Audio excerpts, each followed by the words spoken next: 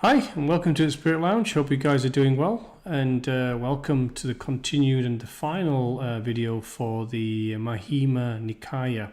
This is the Upari Pannasa, which we'll be going through, and this is the final section for this, the second of 5 sections of the Sutta Pitaka. So let's go straight into this, and hope you're enjoying it thus far. Please give me your comments and feedback on this, because it's important to understand that it's having value to everyone who's listening to this, and it helps you on your journey. So let's continue with this now. It's going to be slightly shorter than the others. The Tipitaka, again, 5 out of 5 collections in Sutta Pitaka. We're on the second, which is the Majjhima Nikaya. There are another 3 to go, and it contains the Buddha's teachings, and their building blocks are in the suttas. So the suttas are building blocks of Vagas. Vagas are building blocks of the Pannasas. And the Pannasas are building blocks of each of the Nikayas. And the Nikayas are building blocks of the Suttas, and then there are similar things, similar building blocks for the other Samyutta, Anguttara, and the Kuddaka Nikaya, which will be going through the other sections as well. Okay, the Upari Pannasa is also sermons and discourses of the Buddha. Okay, so let's go straight into this. The Devdaha Vaga. All suffering in his life is the result of actions in a previous life. These actions are atoned for though asceticism in his life, no negative action in his life, actions are not performed and not inherited in the next life. Without inheritance of negative actions are eliminated. Suffering is eliminated. On why the suffering of asceticism, the removal of suffering being the mark of a fruitful doctrine. So it's really just talking about the asceticism or mortification. Asceticism isn't necessarily the removal of suffering. The removal of suffering is the mark of a fruitful doctrine, which is basically executing the right kind of asceticism, which is through spiritual asceticism, which is transformative and transcendental asceticism, through no negative actions, word, thoughts, and intentions, therefore no inheritance. It's always inherited in your soul's garment. Remember, your soul's garment is what holds all of this. In the cosmic library, or the that which is held in the cosmic field. And this is what your garment holds and what your garment passes through. This is what holds into you, and this is what it's talking about. On the 10 reasons the Buddha and his doctrine praiseworthy, the Buddha dwells in perfect happiness. Good in past work of God that created the Buddha, has a lot of luck. Buddha must have enjoyed a very good birth, good actions in his life. So he was born a wealthy into a very noble family. So regardless of having a noble birth, but he does the work of his own. He's passing his teaching on through his own need and drive internally to move away from his life of privilege into a life of an ascetic, really, living under the Bodhi tree and having his own enlightened journey, and then passing that on to other disciples. Well, the Pankataya Sutta, on 5 views speculating on the future. Is a healthy, aware self after death, non-aware of self after death, aware and non-aware, total extinction of the consciousness after death. The world and the self are not everlasting, not infinite, or are both infinite and not infinite. So he's basically talking about, this is where Buddha didn't want these discourses. So these are questions the Buddha didn't have, and he didn't wish to speculate on the future. He didn't need to speculate. He just said you need to be healthy. He didn't want to talk about the awareness of death, of self after death, or non-awareness of self after death, and so forth. Buddha's view was speculating in the past and future in the future should be abandoned. Release comes from understanding the 6 senses, 6 sense contacts, liberation from them. As you mentioned before, he wasn't dismissing them as being worthless. He was dismissing them so that his discourse, his doctrine wasn't diluted by them, because he wanted to ensure that those who followed the doctrine and the philosophy understood the true nature of the purpose of his doctrine, which was liberation from all attachment, and therefore opening the cycle of dhamma, and then ongoing gnosis towards the liberation of rebirth. Metaphysical or occultic hidden knowledge, which is just knowledge that we don't know aware of, doesn't mean it's negative. Is not something he was speculating into. Doesn't mean the Buddha couldn't discuss it.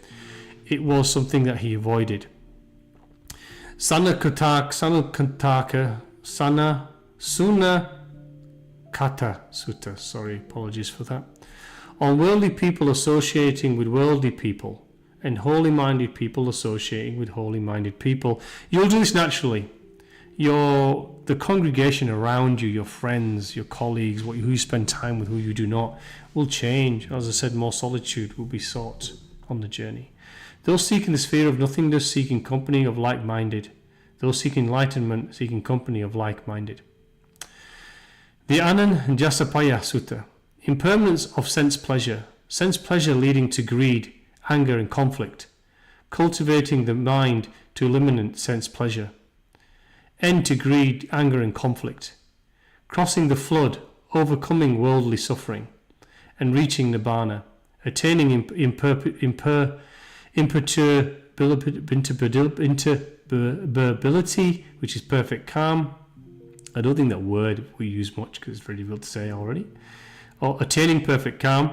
The sphere of nothingness, the sphere of neither perception nor non-perception.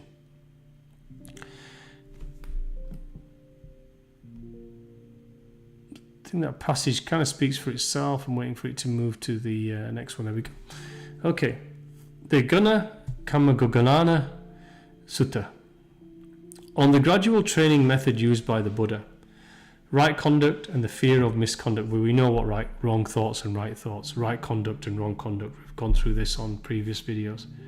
Again, we'll go through all of these in details of the doctrine at the end, because there's a passage at the chapter at the end which just lists them all again. There can be a reference. Guard the doors of the senses from contact, which is sense desire. Eat the appropriate amount of food, which again repeating. To be wakeful, mindful. Live mindfully, meditate. Overcome the 5 hindrances of passion, ill will, indolence, anxiety and doubt. Attain the 4 meditative ecstasies, which are the jhanas. On those who do not attain Nibbana are faithless, sneaky and crooked, false-hearted, vain and loud, inconsistent and gossipy, uncontrolled, sense indulgers and unwakeful. Well, having any of these, actually, never mind all of them, will always remove you and not move you towards the passage of enlightenment or spirituality anyway. Mahapunama Sutta. 5 aggregates are the forms, remember the body, the feeling, perceptions, formations and consciousness. This is moving from body, moving away from attachment to feelings, open up your perception, understanding the formation of greater perception and into spiritual consciousness. The Kulapanama Sutta, on how impure people have no ability to discern who is and who is not pure, because they have no perception. Well, actually, impure people do, because impure people tend to sense people who are of a higher vibration than them, and they tend to veer away from them. So this is not necessarily true. You can always perceive and sense someone, spiritual vibration and frequency, and you will veer away from them naturally, as will what we call impure people, or pure people, those on enlightened trail, those of darkened intention, will always know when someone before them is of a different vibration, and they will move away or seek to not be in their company. On how the impure possesses impure characteristics, which is a lack of shame, lack of belief, lack of conscience, lack of education, lack of intellect. And faith is impure, have impure characteristics, having thoughts are impure, speech is impure, actions are impure, deny the existence of karma. Again, Satanists, Luciferianists, demonists all believe in in the philosophy of do art shalt wilt, which is of satanic belief and false gods. Deny the consequences of doing evil, which is also what they believe. Pure people have the ability to discern who is and is not pure. Pure people have the ability to discern who is and is not pure. Well, so do impure people, actually. Faith is pure and generosity is pure. It is the naive and ignorant who have the inability to not discern who is pure and impure in this way. But those who are really of dark intention absolutely do understand and see who is of light and who is of dark. They do see this. Okay, the Anupada Sutta, on the wisdom, intelligence and attainments of the Buddha's chief disciple Sariputta. The 8 liberations of Sariputta were 4 meditative ecstasies of the yanas, the sphere of space, the sphere of consciousness, and the sphere of nothingness. This is what the Sariputta, who was a disciple, was able to achieve. The Tukka Sutta, on foolishness as the source of fear, hardship and peril. Banish foolishness by study the elements, the spheres, dependent origination, the impossibilities and possibilities.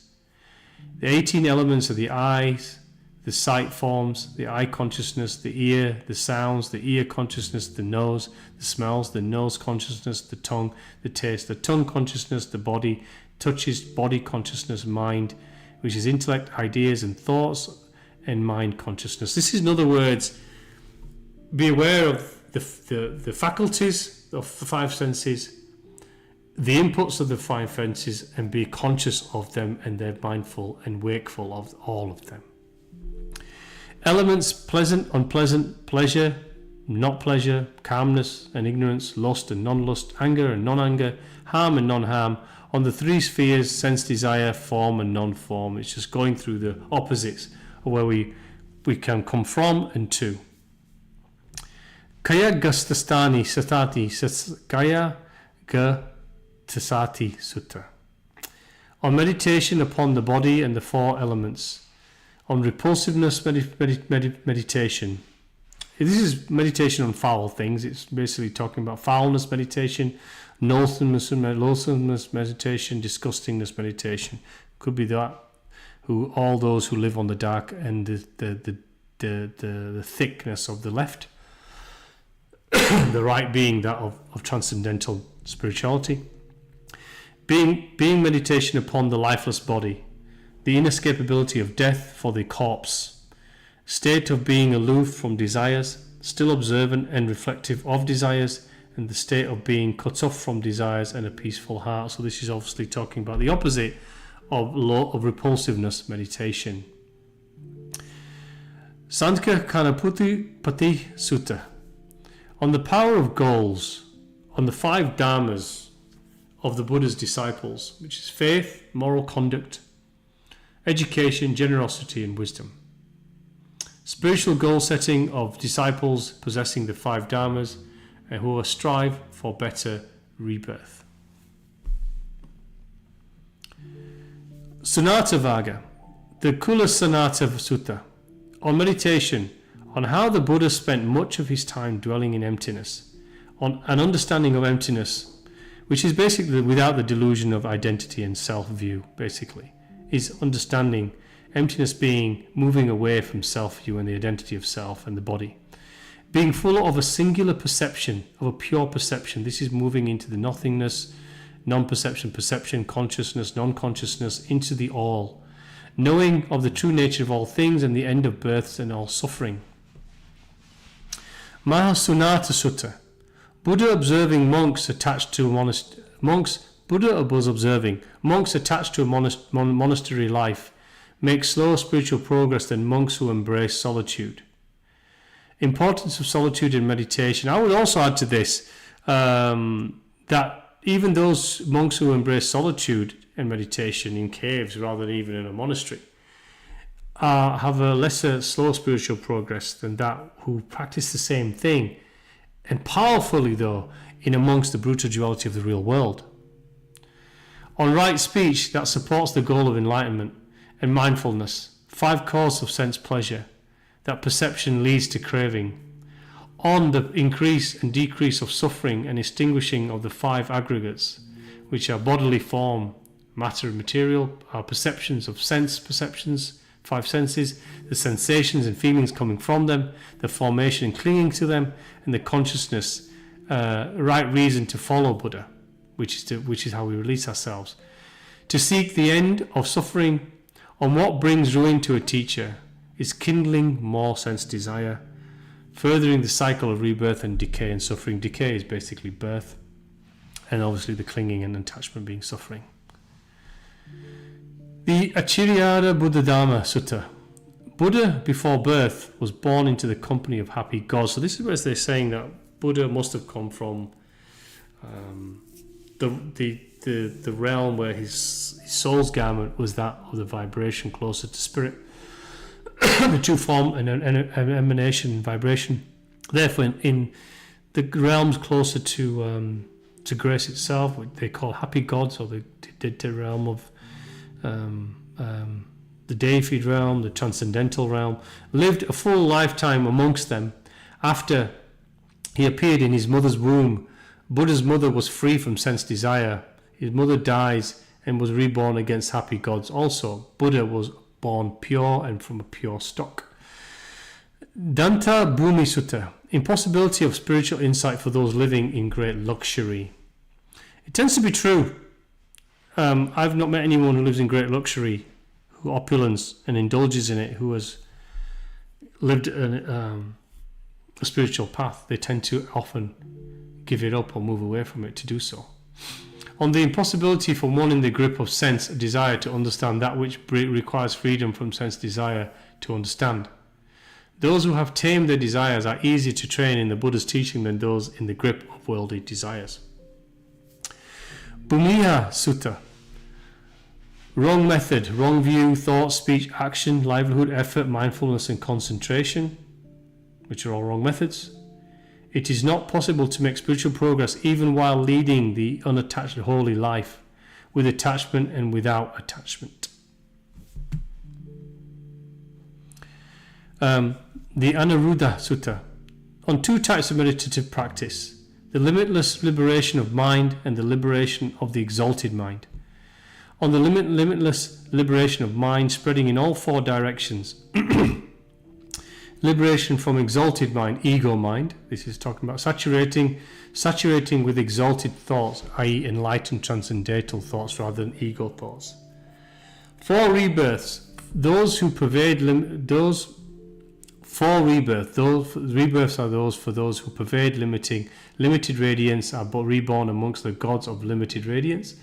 Who pervade limited radiance, pervade impure radiance, are reborn amongst those of limited radiance.